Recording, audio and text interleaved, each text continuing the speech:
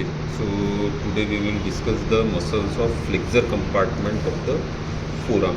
So again, for orientation purpose, this one is the thumb, and this is the limb of left side. So this is the radial border, and this will be the ulnar border. So one by one we will identify the muscles there. So first of all, the boundaries of cubital fossa. So this region, it is called as the cubital fossa there. So in cubital fossa, you can see this bicep brachii tendon is coming.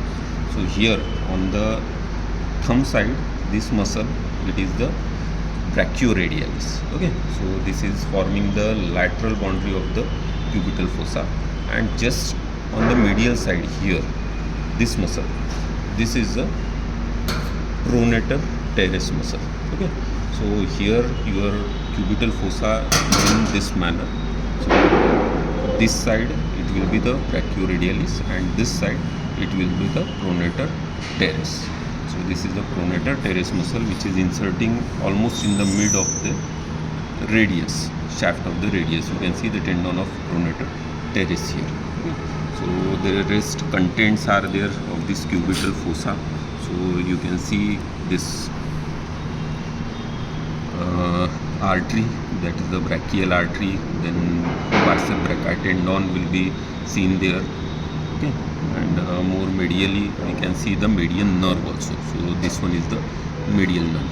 So from medial to lateral we can see median nerve, brachial artery, bicep brachii tendon, and deep to this brachioradialis we will get the superficial branch of the radial nerve. Then coming to the other muscles which we can see in the flexor compartment. So first muscle we have seen, that was the pronator teres. Next to the pronator teres, here we can see the muscle which is extending toward the thumb side. This one is the flexor carpi radialis. Okay, it is going on the radial aspect, therefore this one is the flexor carpi radialis. Next to the flexor carpi radialis, this muscle which is very thin, it is a palmaris longus.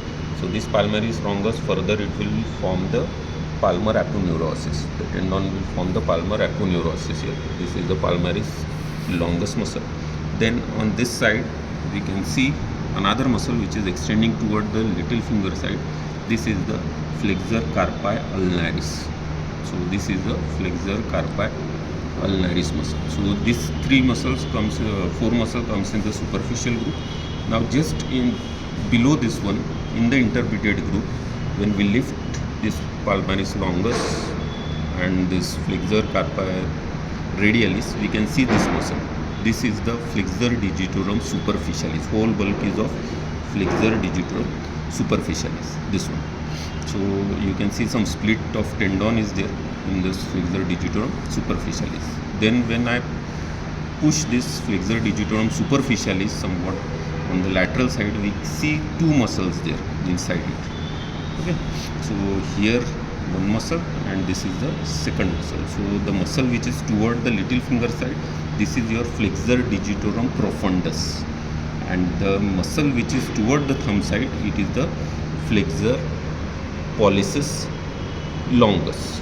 Okay, so this one is the flexor pollicis longus, and this one is the flexor digitorum profundus. And the third muscle which is here lying in the deep compartment, we have to separate these two muscles, flexor digitorum profundus and flexor pollicis longus. Here you can see some transverse fiber. So these transverse fiber are of pronator quadratus muscle. So this is the deepest muscle which is present in the flexor compartment. So then remaining vessels and nerves are there. So on the ulnar side, this is the ulnar vein and ulnar nerve, accompanied by the ulnar nerve. So this on the lateral aspect, it is the nerve, and this is the artery, ulnar nerve on the little finger side. Same way here in the middle part we will get the medial nerve also. So deep branch of the medial nerve will be seen here,